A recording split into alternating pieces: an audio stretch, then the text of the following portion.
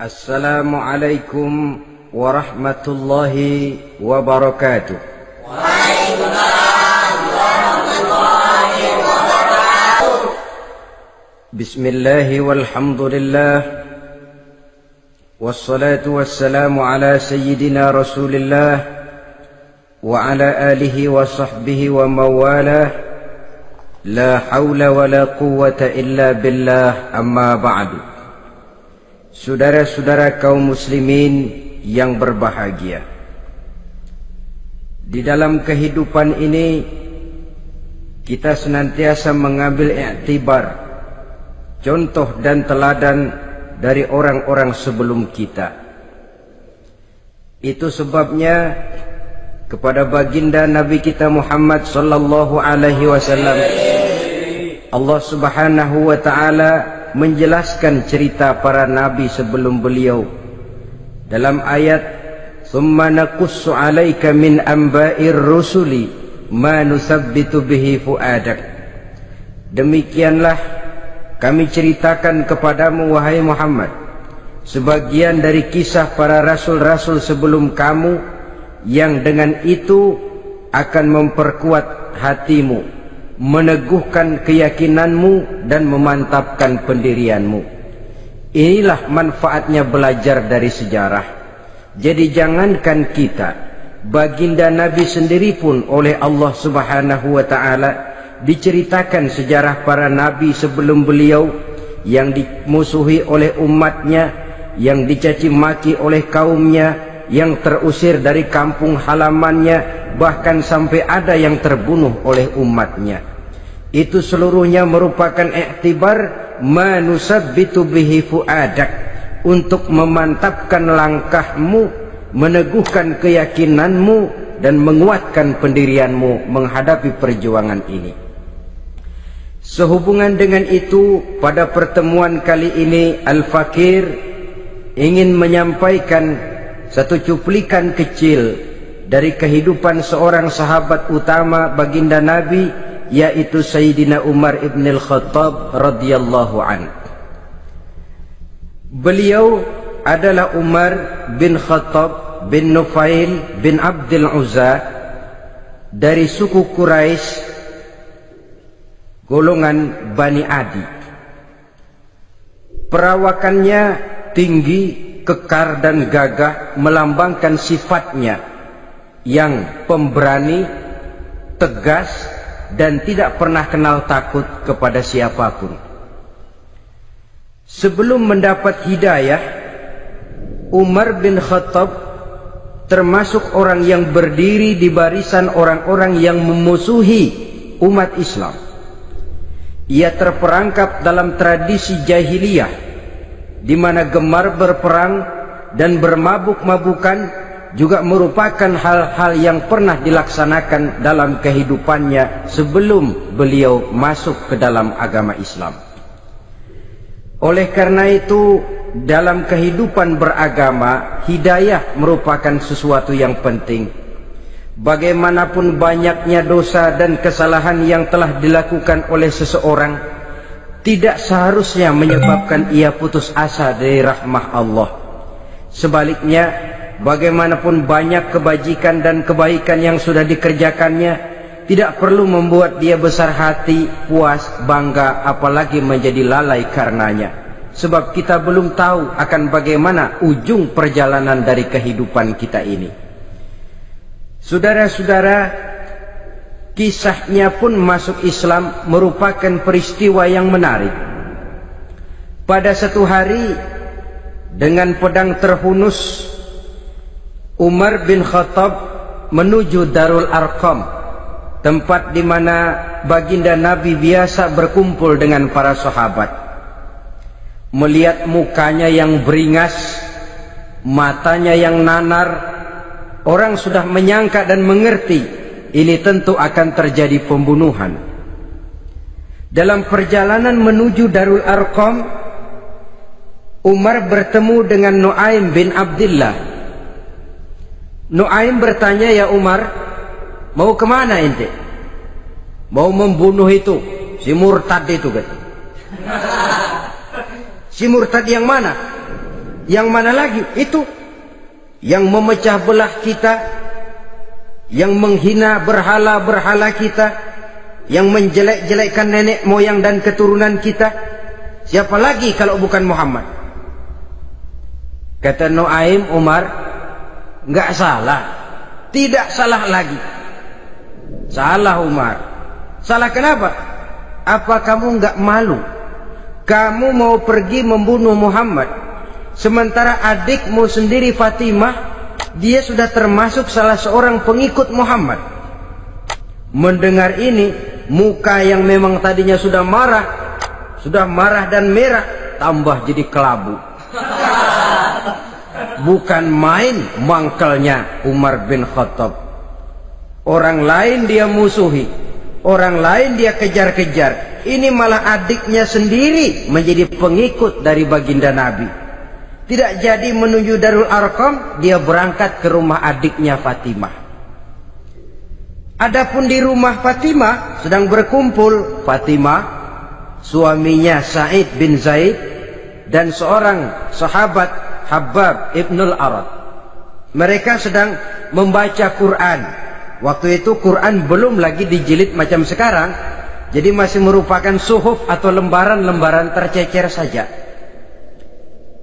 Ketuk pintu, ya tentu tidak assalamualaikum karena dia belum Islam. Tok tok tok. Siapa di luar? Umar. Mendengar suaranya saja, ini sahabat yang namanya Habbab ibnul Arad sudah lari ke belakang pintu. Sambil komat kamit baca doa mohon diselamatkan oleh Allah. Adapun Fatimah yang sedang memegang suhuf, lembaran tulisan Quran itu, menyembunyikan suhuf itu di belakang bajunya. Umar masuk. Fatimah, saya bang, apa benar berita yang saya dengar? Berita apa itu bang? Bahwa kau sudah masuk Islam. Bang, andai kata Muhammad memang benar, bagaimana? Sudahlah, jangan belit-belit. Jawab saja, kau masuk Islam benar atau tidak? Ya. Saudara hadirin, begitu dikatakan iya, tangannya langsung melayang, menampar muka adiknya ini, sehingga mengalir darah dari hidungnya. Suaminya Sa'id bin Zaid yang mencoba melindungi istrinya, dipegang lehernya, dibanting, diduduki dadanya. Oh, ini jawara ini.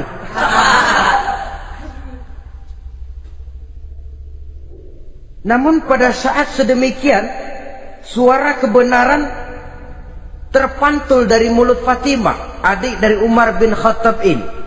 Umar, apakah engkau memukul orang yang bersaksi bahwa tidak ada Tuhan melainkan Allah dan Muhammad Rasulullah? Apakah engkau menganiaya seseorang yang terpanggil untuk mengikuti kebenaran? Manusia macam apa engkau, Umar? Saudara, memang dia orang keras, tapi hatinya mudah menerima kebenaran. Sehingga mendengar kalimat adiknya ini tercenung dia sejenak, melongo, bengong kata anak sekarang. Ini kalau tidak karena keyakinan yang mantap, tidak mungkin orang ini, anak adik saya ini bicara macam begini. Umar, mengapa engkau memukul orang yang bersaksi bahwa tidak ada Tuhan melainkan Allah dan Muhammad Rasulullah? Mengapa engkau pukul orang yang mengikuti kebenaran, menerima hidayah dari Allah? Begitu yakin dan mantapnya, walaupun di tengah satu hal yang sangat menakutkan. Siapa yang tidak takut orang Quraisy berhadapan dengan Umar bin Khattab yang dikenal sebagai singa padang pasir pada waktu itu? Malahan dia termasuk salah seorang jagoan. Di tradisi masyarakat jahiliyah itu ada satu pasar yang namanya pasar Ukaz. Tiap tahun di pasar itu diadakan pesta. Pertama pertandingan syair. Jadi penyair waktu itu jadi kebanggaan. Syair-syair yang menang itu digantung di dinding Ka'bah. Jadi setiap suku akan bangga kalau mempunyai ahli syair yang hebat. Nah, lalu diadakan juga lah perlombaan balap kuda, memanah, termasuk gulat. Lah Umar ini tiap kali pertarungan mesti menang. Belum pernah ada yang berhasil mengalahkan dia. Jawara. Saudara-saudara, mendengar adiknya begitu mantap hatinya, apalagi ketika adiknya berkata begitu, suhuf, lembaran yang disembunyikan di belakang bajunya tersembul. Apa yang kau sembunyikan di balik bajumu itu? Suhuf. Apa suhuf itu? Lembaran Al-Quran. Coba saya lihat. Enggak boleh. Kenapa? Kamu kotor. Orang kotor tidak boleh megang Quran. Saya mau lihat. Enggak boleh. Kalau kamu mau lihat, mandi dulu. Diturutinya permintaan adiknya itu. Lalu diambilnya suhuf tadi. Dia baca. Kebetulan ayat yang dibacanya ayat pertama dari surah Thaha yang berlanjut dengan ayat 14 pada surah yang sama. Dia baca, Bismillahirrahmanirrahim. Thaha ma anzalna ilaikal Qur'ana litashqa illa tazkiratan liman yakhsha. Thaha, tidaklah aku turunkan Al-Quran ini untuk bikin sukar manusia, melainkan merupakan pengingat bagi orang-orang yang takut kepada Allah. Lalu pada ayat ke-14, Innani anallahu la ilaha illa ana fa'budni. Sesungguhnya akulah Allah, tidak ada Tuhan melainkan aku, maka hendaknya hanya kepadakulah kamu menyembah. Wa aqimis sholata li dzikri, dirikanlah salat untuk mengingat aku. Inna sa'ata atiyatun akadu ukhfiha litujza kullu nafsin ma tas'a. Sesungguhnya kiamat itu pasti akan datang, yang sengaja waktunya kami tidak beritahukan kepada kamu semua, untuk kami balas segala setiap orang tentang apa saja yang telah mereka lakukan dalam kehidupan di dunia ini. Setelah membaca ayat ini, gemetar tangannya. Ah, ini sih nggak main-main ini. Ini belum pernah saya baca ajaran semacam ini. Tidak patut orang yang mempunyai kitab suci semacam ini dimusuhi. Ini sesuatu yang benar. Tergetar jiwanya. Hei Fatimah, Muhammad di mana Muhammad? Saya tidak akan memberitahu kepada kamu. Di mana? Saya tidak akan memberitahu. Lebih baik kau bunuh saya kalau memang maksudmu mau mencelakakan Muhammad. Sama sekali saya tidak akan mencelakakan dia, Fatimah. Kasih tahu saja, di mana dia? Darul Arqam. Bergegas dia menuju Darul Arqam. Di dalam Nabi memang sedang kumpul dengan para sahabat. Termasuk ada Sayyidina Hamzah yang juga terkenal jawara juga. Ketuk pintu. Ketuk pintu. Siapa di luar? Umar. Di dalam ini geger sebagian sahabat. Umar datang ini pasti bencana. Umar datang, wah, kalau istilah kampung, kerok dan urusan.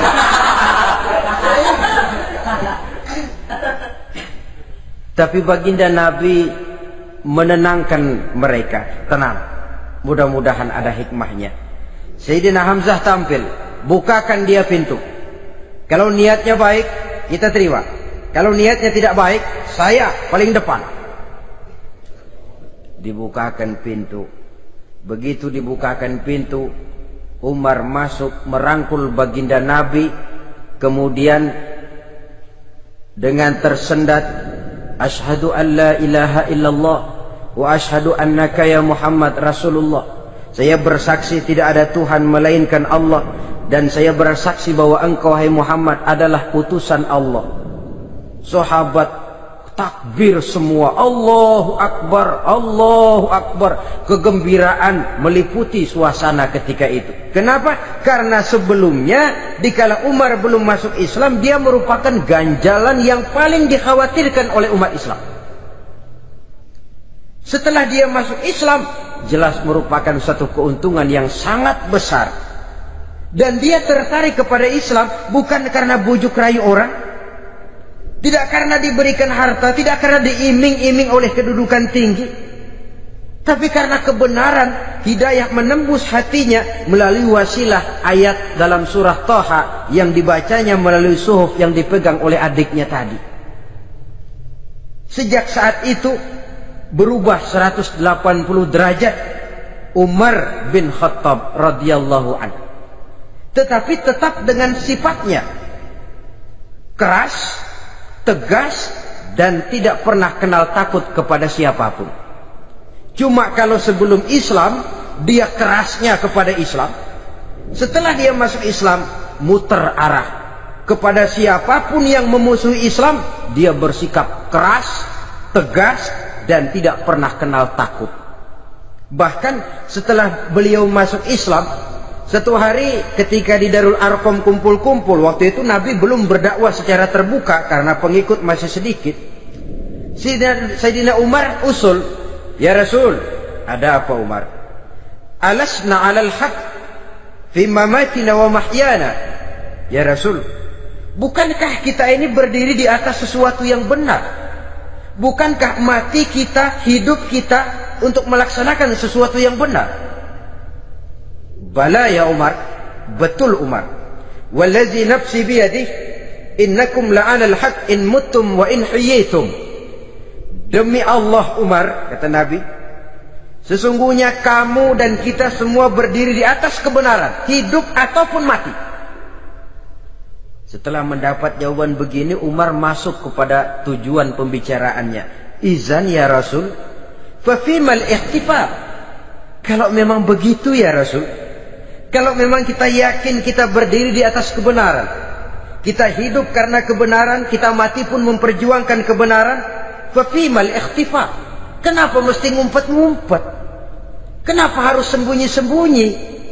Wallazi ba'asaka bil haq, demi Allah ya Rasul, la takhrujanna wa la nakhrujanna ma'ak. Tuhan harus keluar menyampaikan Islam ini secara terbuka, dan kami akan mendampingi Tuhan dengan segenap jiwa dan raga.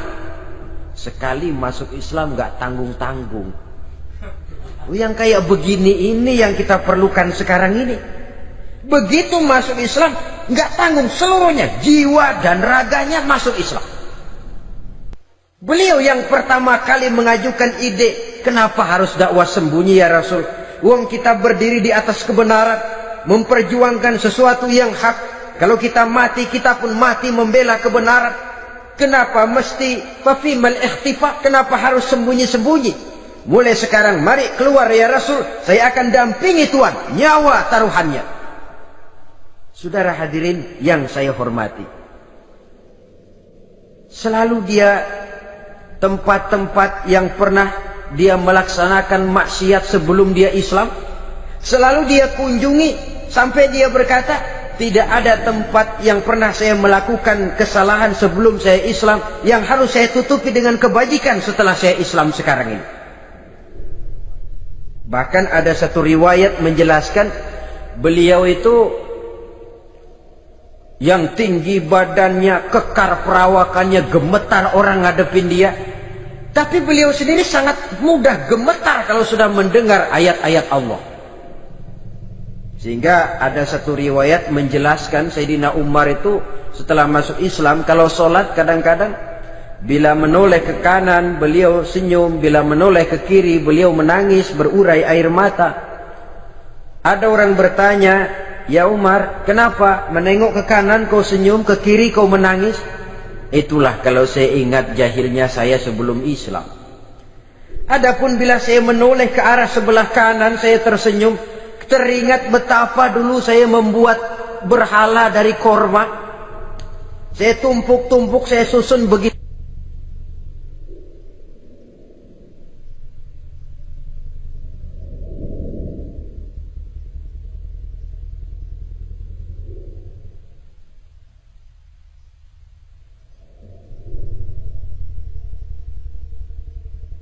Itu rupa. Setelah saya sembah, saya makan itu korma. Gagah betul saya waktu itu, sampai Tuhan pun saya makan. Adapun kalau saya menoleh ke kiri, teringat putri kesayangan saya yang terbawa oleh tradisi jahiliyah, takut menanggung aib, merasa malu mempunyai anak perempuan, sampai dia terkubur hidup-hidup. Berurai air mata saya mengingat semua itu. Padahal Nabi sudah memberikan jaminan. Sebab saudara, jangan lupa, orang kafir masuk Islam, dalam Islam itu dihitung dari bayi lagi. Dari nol, itulah untungnya. Jadi misalnya sudah 60 tahun, dari kecil sampai 60 tahun kafir. Umur 61 masuk Islam. Nah, sejak umur 61 itulah yang dihisab oleh Allah. 60 tahun ke bawah gratis bersih pemutihan. Istimewa betul. Tapi jangan lalu diniatin, gua kafir aja. Nanti sudah tua-tua mau giliran mati baru Islam, itu diniatin lain. Ini yang karena faktor hidayah, saudara-saudara. Nah, cintanya kepada baginda Nabi luar biasa. Dalam setiap pertempuran beliau selalu di front terdepan. Bahkan demikian cintanya sampai ketika hari di mana baginda Nabi wafat, saudara-saudara. Disampaikan berita wafat Nabi kepada Umar ini.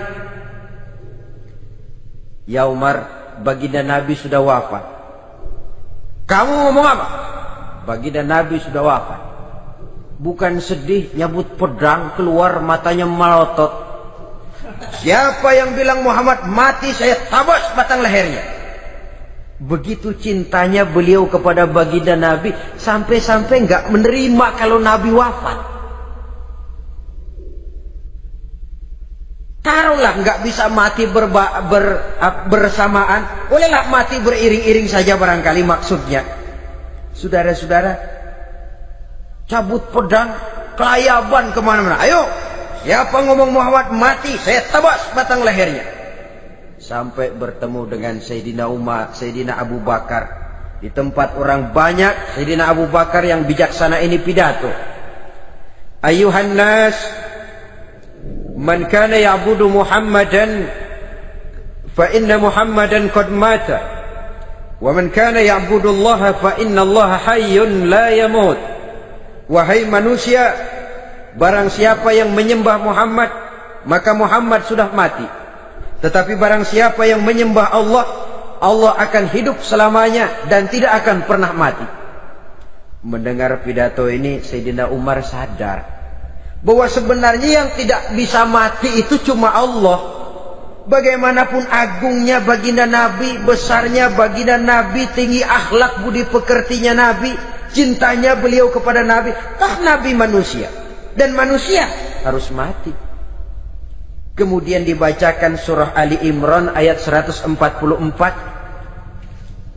Wa ma Muhammadun illa rasul qad khalat min qablihi rusul afa immata aw qutilan qalabtum ala aqabikum. Muhammad tidak lain daripada manusia, telah datang kepadanya rasul. Apakah jika ia mati engkau kembali menjadi murtad atau mundur ke belakang? Mendengar ayat ini dibacakan, Sayyidina Umar sadar, berurai air matanya, menangis dalam kesedihannya. Ini cintanya yang demikian tinggi kepada baginda Rasulullah sallallahu alaihi wasallam. Begitulah seluruh kesalahan yang dia lakukan pada saat sebelum dia masuk Islam, berusaha dia tutupi dan dia tebus dengan segala kebaikan, pengabdian, perbuatan soleh setelah dia masuk Islam. Sehingga diajarkan oleh baginda Nabi, ittaqillaha haitsu ma kunta wa atbi'i sayyi'atal hasanata tamhuha wa khaliqin nasa bi khuluqin hasanin. Bertakwalah kamu kepada Allah, kata Nabi, dimanapun saja kamu berada. Jadi takwa tidak kenal tempat. Dimanapun saja kamu berada, bertakwalah kepada Allah. Di rumah takwa, di pasar takwa, di kantor takwa, di tengah orang banyak takwa, pada waktu sendirian takwa. Ittaqillaha haitsu ma kunta. Bertakwalah kau kepada Allah dimanapun saja kamu berada. Jangan takwa pakai tempat. Di masjid takwa, di kantor nyolong. Itu tidak haitsu makunta. Yang diajarkan oleh Nabi, dimanapun kamu berada, bertakwalah kepada Allah. Wa atbi'i sayyi'atal hasanah tamhuha, dan iringi perbuatanmu yang salah dengan kebaikan. Jadi kalau satu saat terselip kita berbuat salah, cepat iringi dengan kebaikan, tamhuha, dengan harapan kebaikan yang kita kerjakan akan menutupi dosa yang terselip kita lakukan. Ngomongin orang, astagfirullahaladzim, banyak istighfar. Istighfarnya mudah-mudahan bisa nutupin dosa karena ngomongin orang.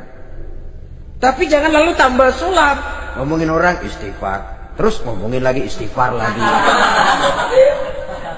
Itu tentu tidak bisa dengan cara begitu. Barangkali terselip pernah mengambil harta orang tanpa alasan yang hak, imbangi dengan rajin sedekah misalnya.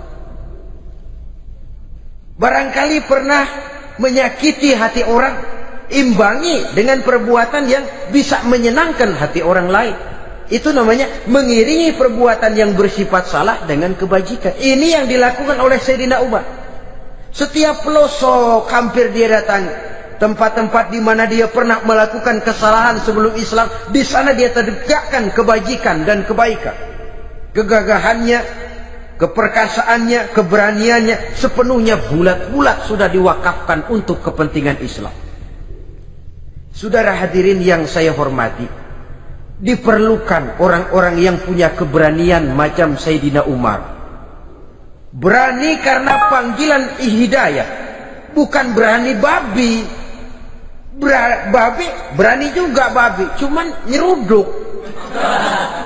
Artinya berani yang tanpa pertimbangan. Berani yang tanpa pertimbangan pada akhirnya akan menyulitkan kita sendiri.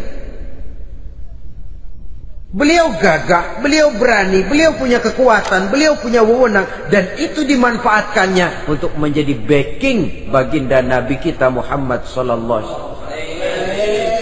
La takhrujanna wa la nakhrujanna ma'ak ya Rasul. Rasul, keluar, sampaikan dakwah secara terbuka. Saya akan mendampingi Tuhan. Jika ada yang ganggu Tuhan, saya paling depan. Backing yang mendampingi Rasul untuk menyampaikan risalah Islamiyah ini. Saudara hadirin yang saya hormati,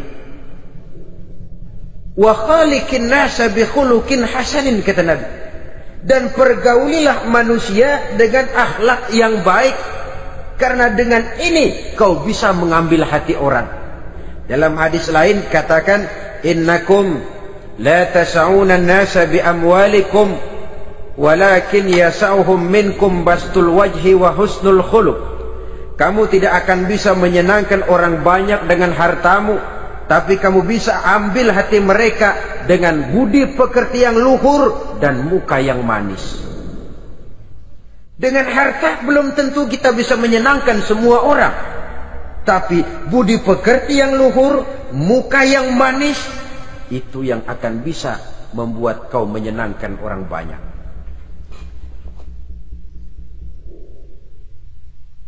Setelah baginda Rasul wafat, pernah ketika berkumpul, Sayyidina Abu Bakar berkata kepada Sayyidina Umar, "Ya Umar, saya baiat kamu untuk menjadi khalifah." Jawab beliau, "Sayalah yang akan membaiat Tuan. Tapi Anda lebih utama dari saya Umar. Keutamaan saya akan saya berikan kepada Tuan untuk mendukung kekhalifahan Tuan." Di sini kelihatan wataknya yang tidak ambisius.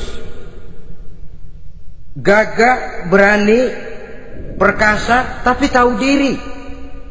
Enggak nyelonong. Tidak menggunakan kekuasaannya, kegagahannya untuk maksud yang sewenang-wenang. Oleh karena itu setelah Sayyidina Abu Bakar wafat, beliau dilantik menjadi khalifah, keluarlah pidatonya yang terkenal. Ayuhan nas, inni qad wullitu alaikum walastu bi khairikum. Hai manusia, aku telah dipilih menjadi pemimpin kamu, padahal aku bukanlah orang yang terbaik di antara kamu. Kalau tidaklah karena aku melihat keutamaan, keteguhan yang dapat melindungi kalian, berat rasanya aku memikul amanah ini. Sebab apa? Alangkah beratnya menunggu datangnya perhitungan di akhirat nanti terhadap Umar. Ini yang jadi motifnya memegang jabatan khalifah. Sungguh berat bagi Umar menunggu datangnya saat perhitungan, sehingga seolah-olah kalau bisalah jadi Umar bin Khattab saja, jangan jadi khalifah kalau bisa. Tapi moya umat sudah kadang memilih. Sehingga benar kalau dalam satu hadis Nabi pernah mengajarkan jangan memberikan satu jabatan kepada orang yang memintanya. Sebab orang kalau sudah minta jabatan, apalagi pakai jilat-jilat, pakai upeti-upeti, tentu ada tendensinya. Ada batu di balik udang. Kalau udang di balik batu kan mungkin nggak kelihatan, tapi kalau batu di balik udang kelihatan betul itu. Ada maunya, ambisinya. Jangan memberikan satu jabatan kepada orang yang memintanya. Seakan di batinnya Sayyidina Umar menyesali, kenapa Umar nggak jadi Umar saja, kok mau jadi khalifah gitu. Alangkah berat perhitungan buat saya di akhirat nanti. Nah, setelah jadi khalifah, sebagai satu i'tibar, saya akan mencoba mengemukakan beberapa sifatnya yang menonjol untuk pelajaran buat kita semua. Pertama, sikapnya terhadap keluarganya setelah beliau menjadi khalifah. Kedudukan sebagai keluarga Umar bin Khattab bukan merupakan kedudukan istimewa. Itu ditanamkan betul kepada keluarganya. Jangan karena bapakmu khalifah, lalu mentang-mentang anak khalifah kau merasa dapat fasilitas, merasa bisa berbuat semau-maumu. Kau harus punya tanggung jawab dan beban moral, memberikan contoh yang lebih baik kepada rakyat. Ini yang ditekankan kepada keluarganya. Kalau beliau mau mengeluarkan undang-undang, undang-undang itu lebih dahulu dibicarakan di tengah keluarganya, kumpul anak-anaknya. Ini akan ada undang-undang begini. Siapa di antara kalian mau mentaati, persilakan. Yang tidak pun persilakan. Tapi saya ingatkan, kalau ada dari keluarga Umar yang melanggar peraturan yang saya keluarkan ini, saya akan menghukumnya 2 kali lipat karena dia keluarga saya. Menghukumnya 2 kali lipat karena dia keluarga saya. Jadi bukan mentang-mentang anak babe lalu kebal hukum. Tidak. Siapa yang diantara kalian melanggar peraturan ini, akan aku kenakan hukuman 2 kali lipat karena dia keluargaku. Nah, saudara hadirin yang saya hormati, lalu berwibawa, dijaga betul keluarganya. Suatu hari beliau datang ke rumah putranya Abdullah bin Umar. Ketika masuk dilihatnya Abdullah bin Umar sedang makan daging. Makan daging. Merah muka Umar.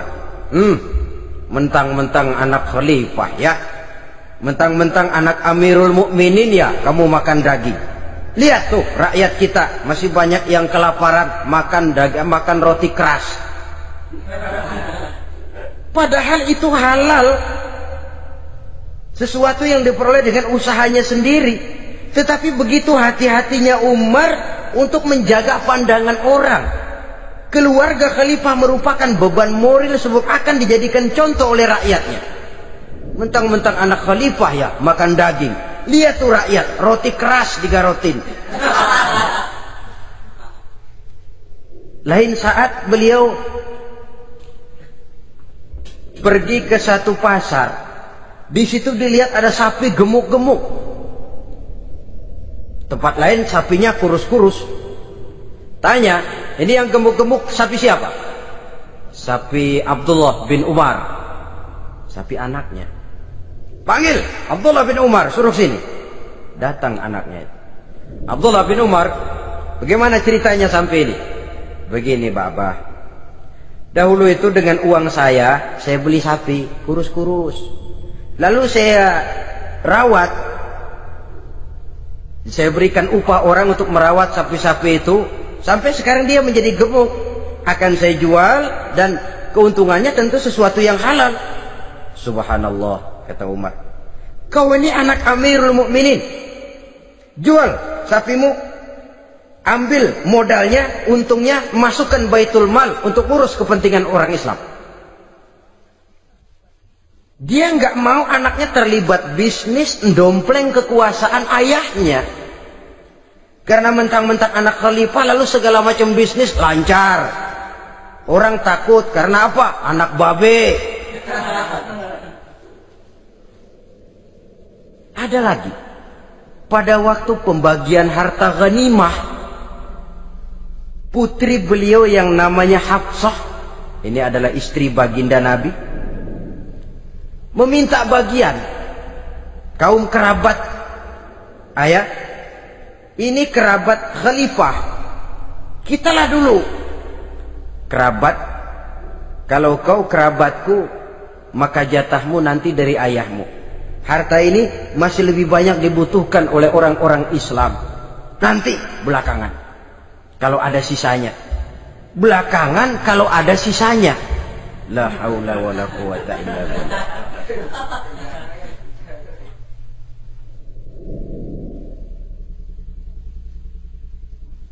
Saudara hadirin, itu terhadap keluarganya. Kemudian apa sifat-sifat yang menonjol dari kepemimpinannya? Pertama, kesederhanaannya.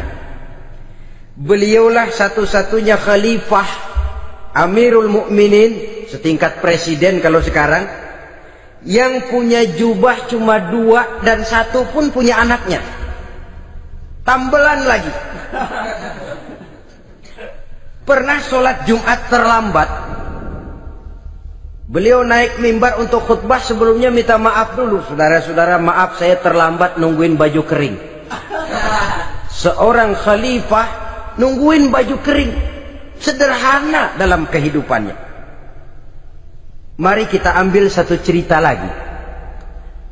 Pada waktu beliau jadi khalifah, yang diangkat jadi gubernur di Mesir adalah Amr bin As. Amr bin As hidupnya lebih mirip kaisar. Istananya besar, pakaiannya bagus-bagus.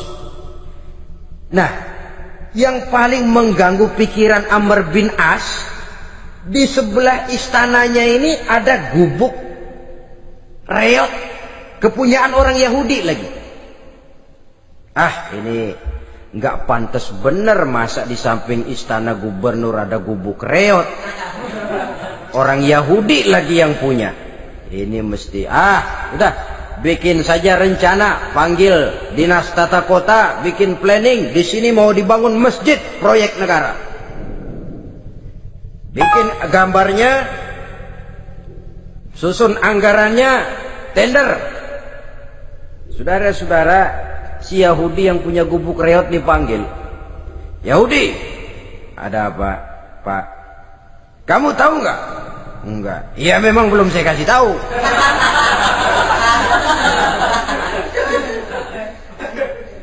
Ada apa, Pak? Itu kamu punya gubuk. Tahu? Kena proyek.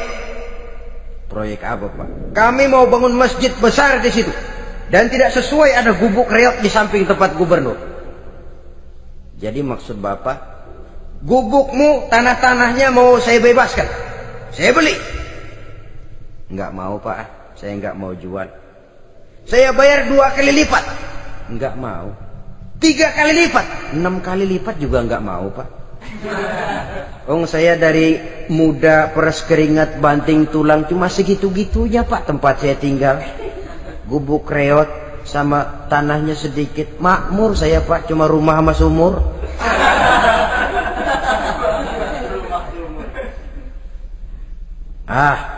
Ini Yahudi kelewatan juga.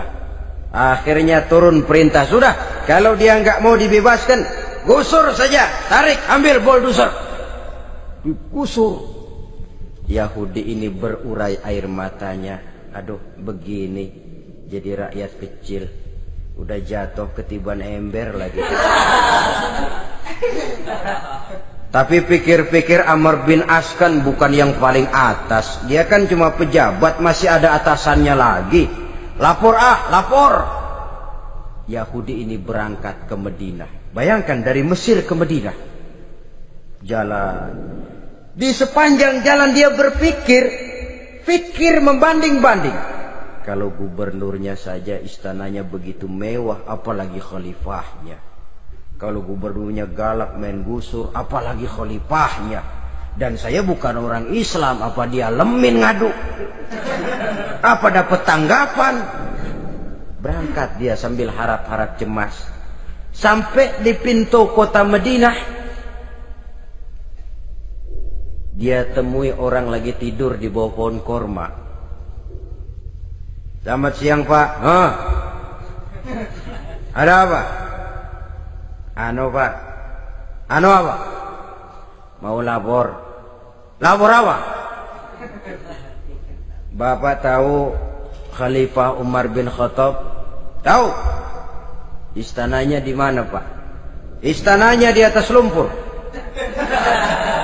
Di atas lumpur. Di atas lumpur. Pengawalnya banyak Pak. Banyak. Siapa Pak? Yatim piatu, janda-janda tua, orang-orang miskin, orang-orang lemah, itu pengawalnya. Pakaian kebesarannya apa sutra apa Pak? Pakaian kebesarannya malu dan takwa. Saya nggak ngerti Pak. Itulah Umar bin Khattab. Lalu orangnya sekarang di mana Pak? Di depan ente. Rupanya yang dia tanya itulah orangnya. Gemeter Yahudi ini, keringat bercucuran. Coba, istananya di atas lumpur.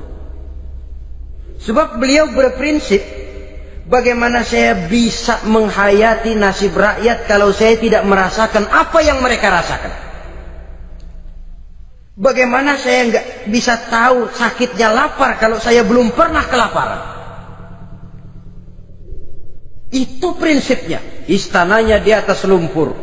Para pengawalnya yatim piatu, janda-janda tua, orang-orang miskin, orang-orang lemah dan tidak mampu. Dan pakaian kebesarannya malu dan takwa. Kamu dari mana? Dari Mesir Pak. Ada apa? Mau laporan gubernur Bapak di Mesir yang namanya Amr bin As. Kenapa? Main gusur aja Pak. Ceritanya, iya dia mau bangun masjid. Kebetulan di areal itu saya punya tanah sama gubuk segitu-gitunya. Saya nggak mau dibeli, digusur Pak. Saya mau mencari keadilan. Begini, kamu lihat tempat sampah itu. Lihat, di situ banyak tulang. Coba kamu ambil kemari satu, tulang unta, bawa sini. Bingung Yahudi. Pak, saya kemari mau cari keadilan. Kalau tulang mah di Mesir juga banyak Pak. Sudahlah, pokoknya kau ambil saja tulang itu. Dicoker-coker dapat dikasih. Tulang itu digaris lurus oleh Sayyidina Umar dengan ujung pedang. Red. Nah, nih, kau bawa kepada Amr bin As. Makin bingung itu Yahudi. Suruh bawa tulang cuman digaris. Nanti saya ngomong apa Pak? Sudahlah, kasih saja. Pulang dia. Sampai di Mesir. Tuan Gubernur, ada apa? Saya baru menghadap Khalifah. Kemudian beliau sampaikan ini, dikasih tulang. Amr bin As ngelihat tulang ada goresan lurus dengan ujung pedang, gemetar. Badannya keluar keringat dingin. Panggil kepala proyek. Proyek batal. Masjid nggak jadi didiriin. Itu gubuk Yahudi diriin lagi. Ini Yahudi makin bengong. Ini gubernur dapat tulang doang segitu takutnya.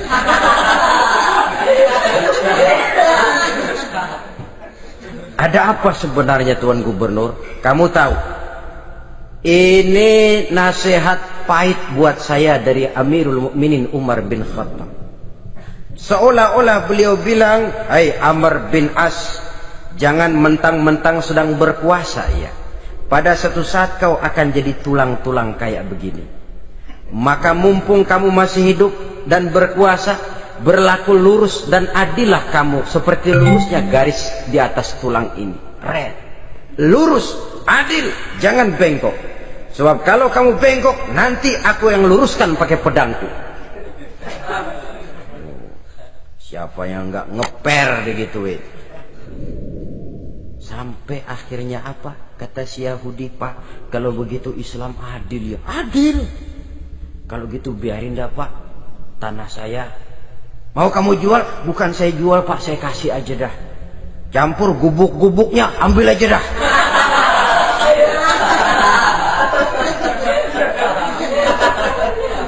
Masuk Islam si Yahudi ini oleh karena keadilan dari Umar bin Khattab. Begitulah kesederhanaan hidupnya. Sampai saudara, yang ironi betul, pernah Utsman bin Affan, Ali bin Abi Thalib, Thalhah dan Zubair kumpul mendengar berita bahwa Sayyidina Umar ini punya hutang. Bayangkan, seorang khalifah untuk melangsungkan hidupnya sampai punya hutang. Padahal Baitul Mal di bawah kekuasaannya. Berunding Utsman, Ali, Thalhah, Zubair. Kalau kita langsung ngomong sama Umar nggak enak dong, dia nggak bakalan terima. Lewat putrinya aja, Hafsah. Baik. Hafsah ngomong sama Umar, Abah, kenapa? Bagaimana kalau honor Abah ditambah, ditingkatkan supaya hutang bisa ketutup? Hafsah, saya Abah. Siapa yang nyuruh kamu ngomong begitu? Enggak ada. Ada. Saya tahu ada ini. Kalau enggak ada, kamu enggak mungkin ngomong begitu. Tapi orangnya kalau saya tuntut, mereka mungkin enggak mau. Sekarang saya mau tanya Hafsah, kau kan istri Rasul, betul? Nah, saya mau tanya, suamimu makanannya apa? Daging? Bukan. Roti. Tempat tidurnya kasur empuk? Bukan. Kain kasar yang kalau musim panas kami bentangkan, kalau musim dingin separuh buat tidur, separuh buat selimut. Pakaian yang dibelikan untukmu berapa banyaknya? Cuma 2. Nah, itu guru saya, orang yang paling saya cintai, dan itu yang saya ikuti. Bahkan setelah beliau wafat, Sayyidina Umar ini hutangnya ditanggungkan kepada anaknya Abdullah bin Umar, dan itu pun dilunasi dengan menjual rumahnya, sehingga rumahnya itu disebut Darul Qadha, rumah bayar hutang. Begitu kesederhanaannya. Jadi nggak pakai aji mumpung jadi khalifah lalu kayak ikan gurita, tangan yang mana aja megang. Itu kan mental monyet. Monyet itu kan begitu, tangan megang kiri kanan, mulut ngawal, kaki megang, temennya dikasih masih ngerampas juga. Monyet rakus betul itu. Itu kesederhanaannya. Kenapa kesederhanaan ini timbul? Karena sikap zuhudnya. Zuhud itu tarkud dunia li ajlil akhirah. Orang yang mengambil dunia hanya yang diperlukan dengan lebih mengutamakan kehidupan akhirat. Watak zuhudnya yang sangat menonjol. Dialah pahlawan yang paling berani di medan perang. Dialah imam yang paling khusyuk di masjid. Dan tidak jarang kalau sholat sendiri, begitu membaca ayat yang menceritakan neraka, nangis berurai air matanya. Saudara hadirin ma'asyiral muslimin rahimakumullah. Jadi kesederhanaan dan kezuhudan ini bukan lewat teori disampaikan oleh Umar, bukan lewat penataran seluruh aparat, tidak, lewat contoh konkret. Inilah saya, contoh sederhana dan zuhud. Bagaimana saya akan bisa merasakan penderitaan kalau saya sendiri tidak pernah menderita? Bagaimana saya akan tahu sakitnya lapar kalau saya belum pernah kelaparan? Maka tanpa penataran, tanpa upgrading segala macam, berhasil karena prinsip keteladanan. Beliau jadi contoh utama. Dan sumber utamanya tentu tidak lain karena contoh dari baginda Nabi besar Muhammad sallallahu alaihi wasallam. 2, sederhana. Yang kedua, zuhud. Yang ketiga, sifat yang menonjol dari kekhalifahannya adalah adil. Kalau sudah bicara soal hukum, dia tidak pernah kenal kompromi. Adalah seorang pemuka Nasrani masuk Islam. Namanya Jabalah bin Aiham. Ketika dia bikin haji, kain ihramnya keinjak orang Arab yang hitam, Badui. Jengkel, dia merasa bekas tokoh, enak aja nih orang udah jelek nginjak lagi. Ditempeleng orang tadi. Orang ini lapor kepada Umar. Panggil Jabalah bin Aiham. Panggil. Kau ditampar? Betul Khalifah. Tampar dia. Tampar lagi. Dipukul orang itu di depan Sayyidina Umar. Jadi tidak karena kau ini bekas kepala suku, kau ini bekas orang terhormat, lalu ada kebijaksanaan yang tidak bijaksana. Kebijaksanaan yang akhirnya jadi tidak bijaksana. Dan itu memang sudah dimulai dengan memblokir keluarganya. Tidak satu keluarganya pun yang boleh mempunyai perasaan bahwa menjadi keluarga khalifah merupakan fasilitas dan keuntungan. Kau jangan makan di atas punggungku. Kau jangan menikmati fasilitas di atas keringatku.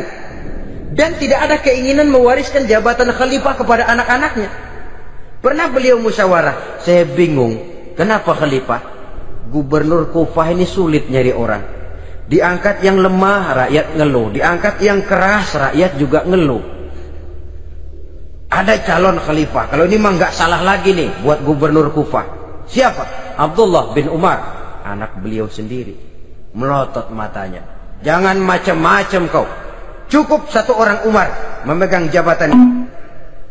Kalau berhasil, kami keluarga Umar sudah merasakannya. Kalau gagal, cukup kegagalan seorang Umar. Tidak berusaha mengorbitkan anaknya. Wah, anak babe diangkat jadi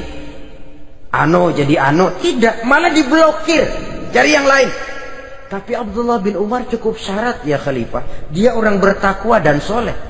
Yang takwa dan soleh bukan cuma anak Umar, anak orang lain juga banyak yang takwa dan soleh. Itu prinsipnya. Sehingga ketegasannya ini membuat orang jadi sungkan.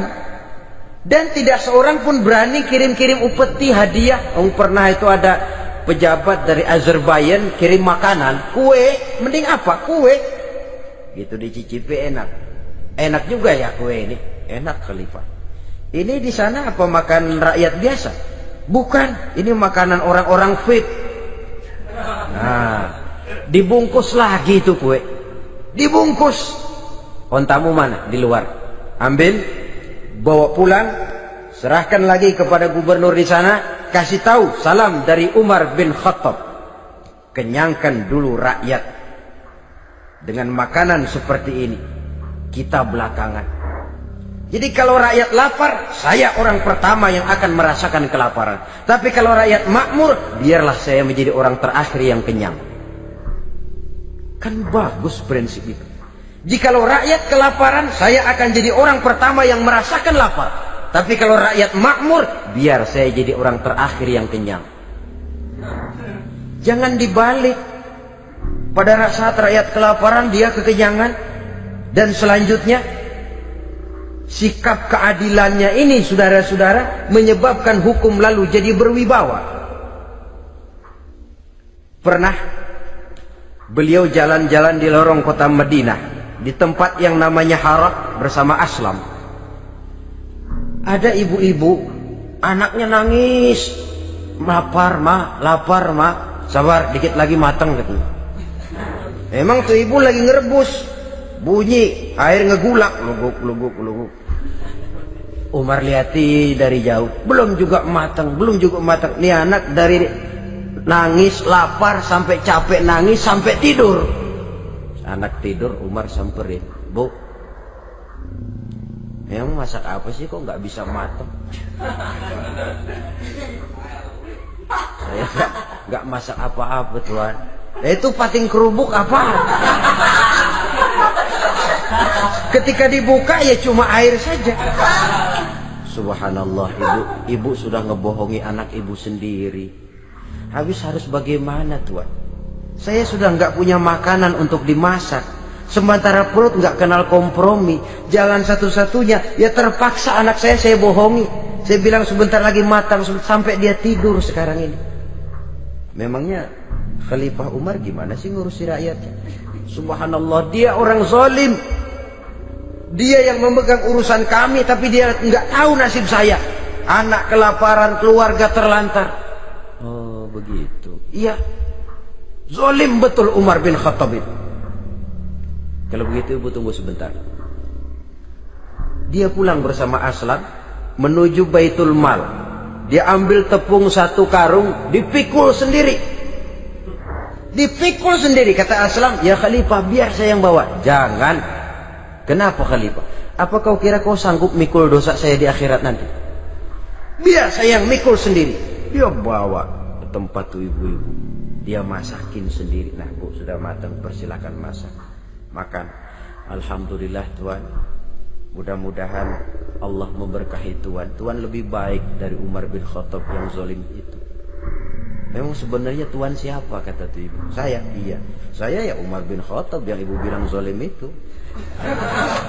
Gemetar si ibu. Gemetar si ibu. Tapi memang peka dan menghargai kritik orang. Tidak membungkam setiap orang yang nadanya sumbang atau berbeda.